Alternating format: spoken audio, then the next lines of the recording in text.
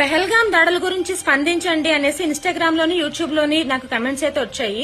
అసలు ఆ విషయం జరిగినప్పటి నుంచి దాని అప్డేట్స్ చూస్తున్నాను అనమాట. ఎంత దారుణమైన విషయం కదా.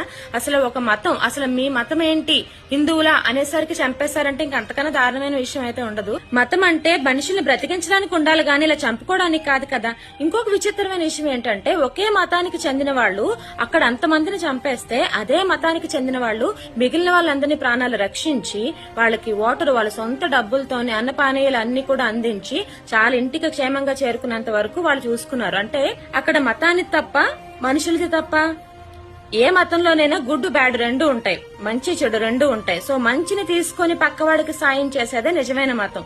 ఇలాగ చెడును మాత్రమే తీసుకొని మనుషుల్ని చంపేసేలాగా ఉంటే మాత్రం అది ఇప్పుడు ఎంత దేశాల వరకు వెళ్ళిపోయింది చూడండి. మతాన్ని నెగిటివ్ గా తీసుకుంటే ఎప్పుడు కూడా జరిగే పరిణామాలు ఇలాగే ఉంటాయని నా అభిప్రాయం.